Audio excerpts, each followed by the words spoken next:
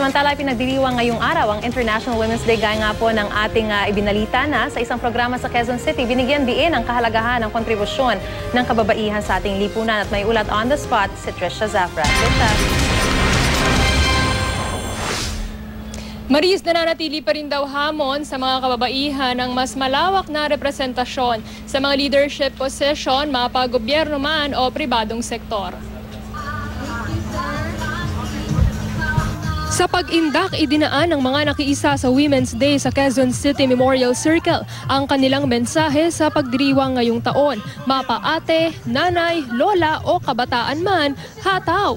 Pinangunahan ng Philippine Commission on Women ang pagdiriwang ngayong taon na may temang Juana. Desisyon mo ay mahalaga sa kinabukasan ng bawat isa. Ikaw na. Mahigit 100 mga government at non-government organizations ang nakiisa. Ang mga kababaihang ito galing Taytay Rizal. First time daw sumali sa ganitong aktibidad. Ay naramdaman namin yung karapatan ng bilang isang Juana. Minsan natatalo ang mga babae dahil hindi sila marunong maghanap buhay. Kaya ngayon po, ang programa po namin sa mga kababaihan ay mga livelihood program. Magagawa na rin po namin ang nagagawa nila. Happy Women's Day! Pati mga kalalakihan, naki-Women's Day din. Pares ng mga lalaki na babae. Malaki po yung pagpapahalaga ko sa mga babae. Unang-una po yung sa lola ko, sa nanay ko, at sa girlfriend ko po. Ayon sa Philippine Commission on Women o PCW, nananawagan sila sa mga kababaihan na mas lumahok pa sa mga liderato ng lipunan para maging balanse ang pagdedesisyon para sa bayan. The world is in a mess right now, utak lang ng lalaki nadidinig. It's about time ang perspektibo at utak ng babae ay madinig din. So we have to teach women to speak, to be confident, to realize that they are great, they are beautiful, and they are fantastic. Lumahok din ang Department of Social Welfare and Development sa pagtitipon sa pangunguna ni Secretary Dinky Soliman.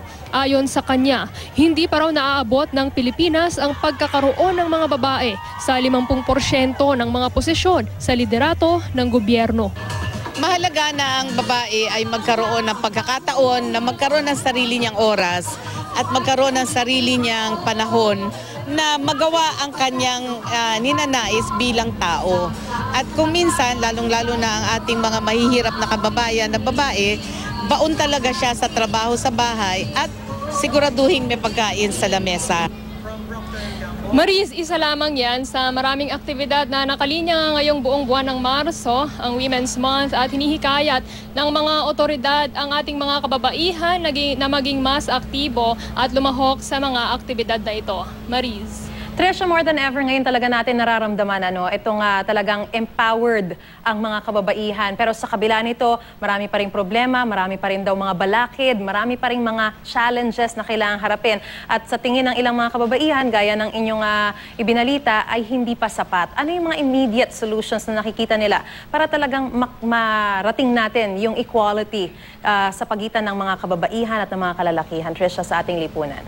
Yung nababanggit nga kanina ni Secretary Dinky Soliman, partikular yung problema ng hirap sa pagbalanse sa pagkakaroon ng karera at mga responsibilidad sa pamilya, yung kahirapan. Kasi syempre, ang prioridad daw ng mga babaeng meron ng pamilya, meron ng mga anak, siguraduhin meron silang lutong pagkain o kaya maasikaso nila yung mga anak nila.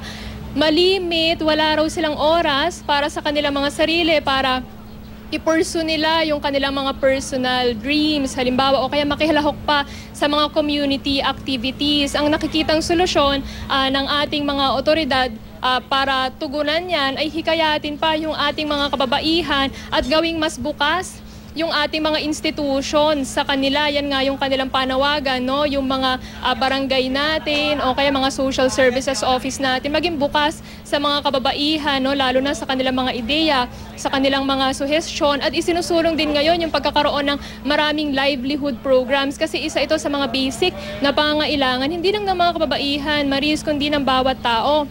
Hinihikayat din yung pananatili sa paaralan, lalo na sa basic education ng ating mga kababaihan. Sa isang pinakahuling survey na ginawa ng Philippine Commission on Women. Maganda yung balita para sa mga kababaihan natin kasi yung mga kababaihan ang pinakamaraming nakakatapos sa basic education. Kaya lang ang problema naman daw dyan, mas maraming mga lalaki ang nagda-drop out daw, Maris.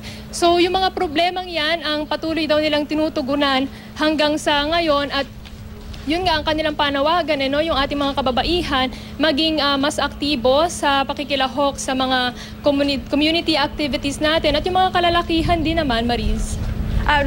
Trisha, maitanong ko lang din, kung nabanggit ba dyan o naririnig mo yung pagsusulong talaga dun sa pagsuporta, dun sa pagsusulong ng mas pinahabang maternity leave? Sa pagdiriwang ngayong araw, Maris, hindi napag-usapan yung tungkol dyan sa pagsusulong ng maternity leave. Pero ito nga ay kinakatigan ng mga women's rights group dahil hindi naman din ganun kadali daw na mag-alaga ng supling lalo na kung kapapanganak pa lamang at nananawagan din yung mga women's rights group na magkaroon sila ng mas mahabang panahon na kasama yung kanilang mga anak o kaya maka-recover yung kanilang pangangatawan matapos silang mga anak, Maris. Maraming salamat at Happy Women's Day sa'yo, Trisha Zafra.